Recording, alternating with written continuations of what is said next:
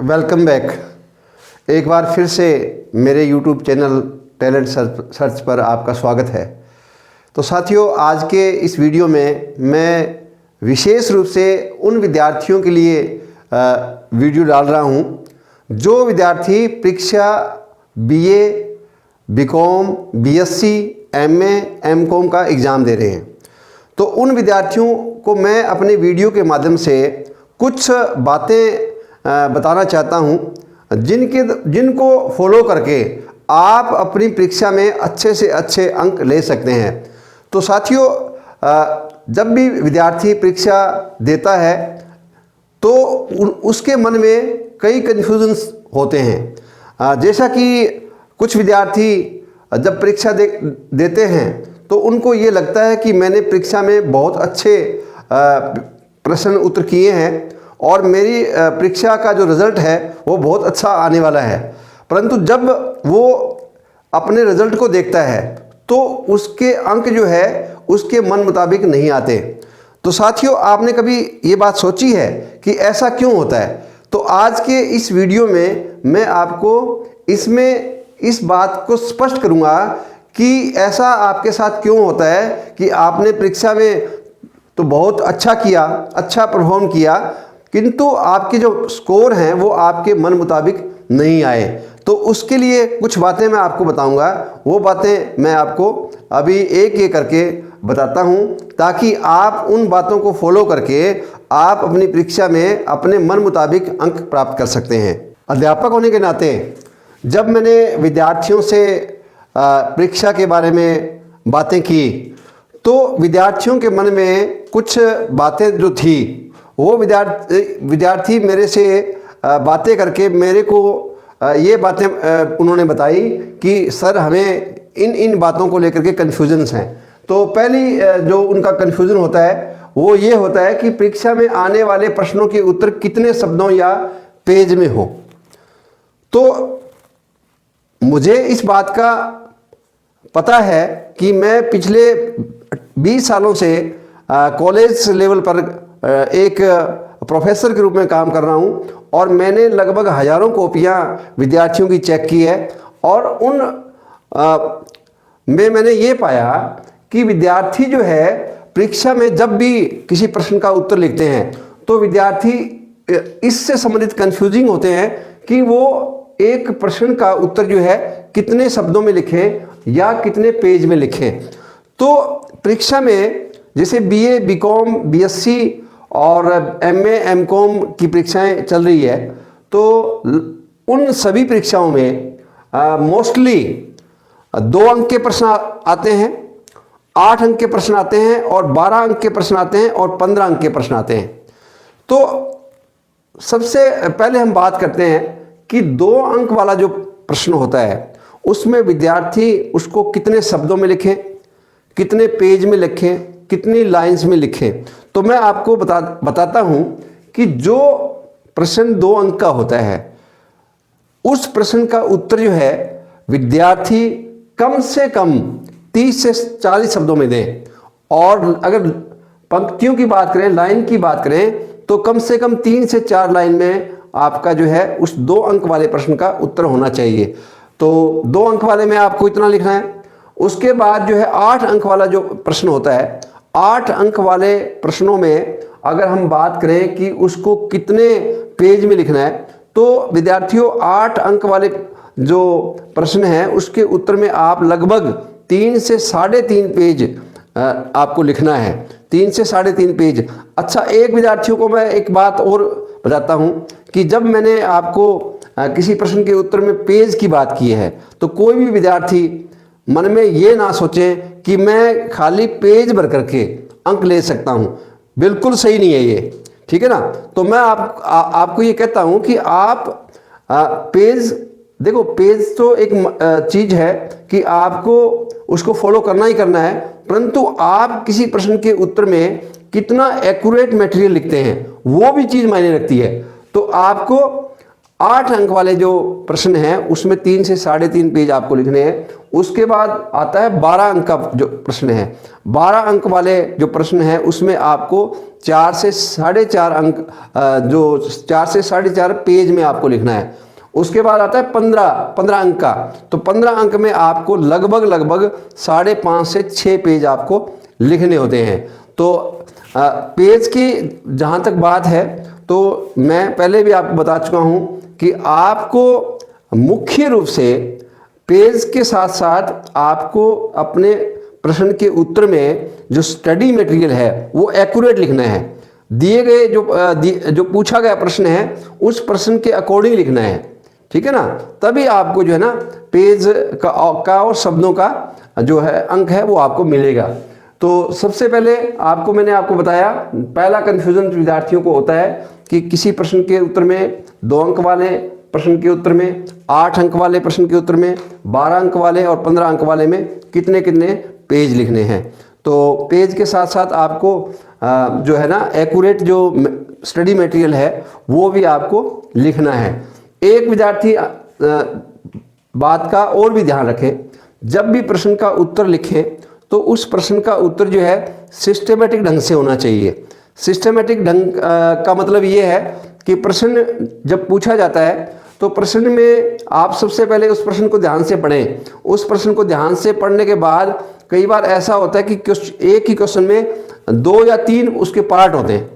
तो 2 या 3 पार्ट का जो उत्तर आप जब लिखें तो आपको नंबर 1 पे पहला जो पार्ट है उसका आंसर लिखें, उसके बाद सेकंड जो पार्ट है उसका आंसर लिखें, उसके बाद थर्ड पार्ट का, आगे भी अगर पार्ट है तो उसको सिस्टमेटिक ढंग से लिखें, ठीक है ना। तभी आपको जो ना अच्छे अंक मिलेंगे। तो पहला जो कन्फ्यूजन आपको स्पष्ट हो गया होगा। उसके बाद में सेकंड जो कन्फ्यूजन है, पूछे गए प्रश्न का सही उत्तर कैसे लिखें। ये विद्यार्थियों के मन में बड़ी दुविधा की बात होती है कि वो प्रश्न का उत्तर जब लिखते हैं तो प्रश्न में कुछ पूछा गया है, लिखते कुछ और है। तो ऐसा नहीं करना है। आपको सबसे पहले प्रश्न को ध्यान से पढ़ना है और फिर जो है पूछे गए प्रश्न का सही उत्तर आपको लिखना है। वो कैसे लिखना है मैं आपको बताता हूँ, उसका तरीका बताता हूँ। सही उत्तर लिखने का एक ही तरीका है कि आप प्रश्न को जो है ना, प्रश्न में मान लीजिए आपसे, मैं एक अर्थशास्त्र का प्राध्यापक हूँ, तो आपसे पूछा कि अगर मांग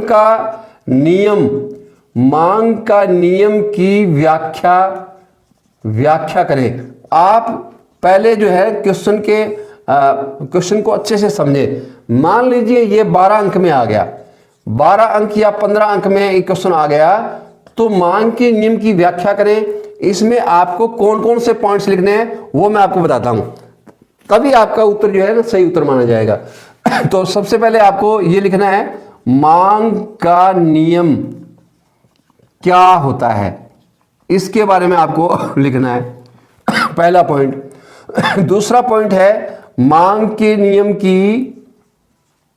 नियम की मान्यताएं, आपको ये लिखना है, मान्यताएं लिखना है। उसके बाद आपको तीसरा पॉइंट लिखना है, मांग के नियम की व्याख्या। मांग के नियम की व्याख्या में आप क्या करेंगे, तालिका बनाएंगे, टेबल बनाएंगे और उसका रेखा चित्र बनाएंगे। और चौथा पॉइंट आपको लिखना है, मांग वक्र ऋणात्मक क्यों होता है, यानी कि जो डिमांड कर्व है उसका नेगेटिव स्लोप क्यों होता है। और पांचवा पॉइंट ये है, मांग के नियम के अपवाद, एक्सेप्शंस, अपवाद क्या क्या हैं। देखिए, जब आप इस प्रश्न के उत्तर में ये पॉइंट लिखेंगे सिस्टमेटिक ढंग से, तब आपका जो उत्तर है वो सही उत्तर माना जाएगा, ठीक है ना। तो आप अगर मान लीजिए कोई आप अदर सब्जेक्ट के स्टूडेंट हैं तो भी आपको अपने प्रश्न का उत्तर जो है एक सिस्टमेटिक ऑर्डर से लिखना है। अगर आपका उत्तर जो है सिस्टमेटिक ऑर्डर से है तभी आपको अच्छे अंक मिलेंगे, ठीक है ना। तो आप ये बात का ध्यान रखें। तो दूसरा कन्फ्यूज़न ये है। तीसरा कन्फ्यूज़न ये होता है कि परीक्षा में कम अंक आने पर विश्वविद्यालय या अध्यापक पर आरोप लगाना।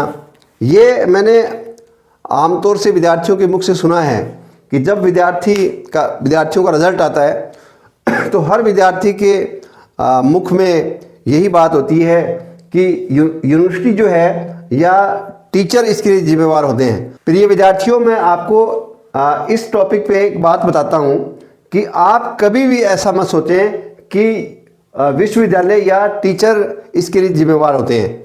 आप खुद इसके लिए जिम्मेवार होते हैं, क्योंकि मैंने जो दूसरे पॉइंट में आपको एक बात बताई थी कि आप अपने जो आपसे प्रश्न पूछा जाता है उस प्रश्न का जो आंसर है, सबसे बड़ी बात यह है कि सबसे पहले आपने प्रश्न को पढ़ना है और प्रश्न को पढ़ करके जो प्रश्न में पूछा गया है उसी का ही जवाब देना है। ठीक है ना। तो ऐसा नहीं है कि आपसे पूछे राम की माता जी का नाम और आप लिख के आओ रावण की माता का नाम, तो बच्चों आपके लिए फिर गलत हो जाता है ये। तो आपको प्रश्न ध्यान से पढ़ें एक बार, और ध्यान से पढ़ करके उस प्रश्न के उत्तर में आप स्टडी मटेरियल अच्छा डालें और उस स्टडी मटेरियल को आप सिस्टमेटिक ढंग से लिखें, तो आपके अंक जो है आपके मन मुताबिक आएंगे। तो विद्यार्थियों, आपने देखा कि आपके मन में ये 3 कन्फ्यूजन्स होते हैं। मैंने आपको इन कन्फ्यूजन्स को दूर करने का प्रयास किया है और आशा करता हूँ कि आप इन बातों पे गौर करेंगे और आप परीक्षा में अच्छे अंक लेंगे। तो विद्यार्थियों, एक बात मैं आपसे करना चाहता हूँ, वो ये है कि मैंने जब भी आपकी कॉपियाँ चेक की है तो मैंने बहुत बार आपकी कॉपियों पे कई विद्यार्थियों ने कुछ बातें गलती से या जानबूझकर लिख दी है, जो एज पर रूल बहुत गलत होता है। आप अगर ऐसा कुछ काम करते हो आपकी आंसर शीट पे तो एज पर रूल वो गलत होता है और यूनिवर्सिटी आपके खिलाफ कोई भी अनुशासनात्मक कार्यवाही कर सकती है या यूएमसी बना सकती है। तो ऐसे कौन सी बातें मुझे आपकी कॉपी पे नज़र आई वो मैं एक एक करके आपको बताता हूँ।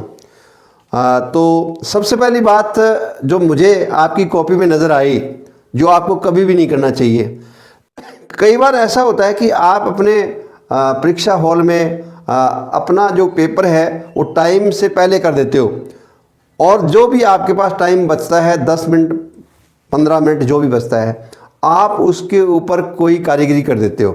जैसे आपने कोई फूल बना दिया या कोई आपने देखो आपने किसी देवी देवता का नाम लिख दिया, ठीक है, आपने कोई साइन बना दिया उसके ऊपर, आपने कोई फ़ोटो बना दी, तो वो गलत होता है।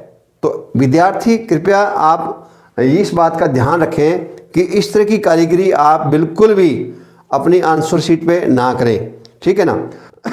दूसरी बात, कई विद्यार्थी जो है या तो उनकी तैयारी नहीं होती परीक्षा की, और परीक्षा में जब वो बैठे होते हैं तो कुछ न कुछ वो लिखते रहते हैं, कभी कुछ लिख देते हैं उसमें, कभी वो अपने सर से रिक्वेस्ट करते हैं कि सर मैं तैयारी नहीं कर पाया या नहीं कर पाई, तो उसके पीछे कुछ कारण भी वो लिख देते हैं और बिना काम की वो जो है रिक्वेस्ट करते हैं कि मेरे को परीक्षा में पास कर दे।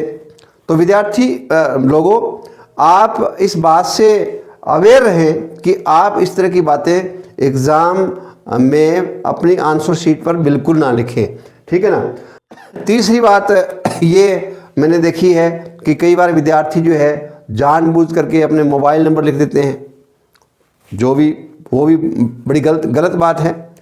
तो आप सभी विद्यार्थी एग्ज़ाम हॉल में आपकी आंसर शीट पे जो मैंने तीनों बातें आपको बताई है कभी भी भूलकर आप ना लिखें, नहीं तो आपके खिलाफ यूनिवर्सिटी जो है अनुशासनात्मक कार्रवाई कर सकती है। तो कृपया ये भूल कभी भी ना करें और आप अपनी परीक्षा में अपने काम से काम रखें। आप जितना आपको आता है वो अच्छे से आप लिखने का प्रयास करें। तो विद्यार्थियों, मैंने आपको अपने इस वीडियो के माध्यम से कुछ बातें बताने का प्रयास किया है जो आपके काम की बातें हैं।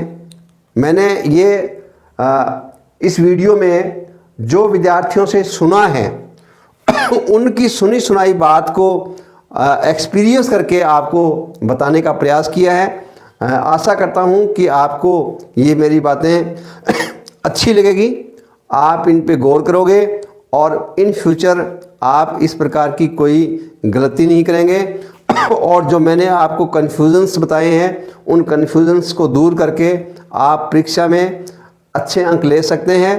तो इसी आशा के साथ मैं आप सभी विद्यार्थियों को एक बार पुनः आग्रह करता हूं कि आप अपनी परीक्षा में कोशिश करें कि अच्छे से अच्छा स्टडी मटेरियल लिखें ताकि आपके अंक अच्छे आएँ, आपका फ्यूचर उज्जवल हो, आप अच्छी से अच्छी जॉब प्राप्त करें। जय हिंद, जय भारत।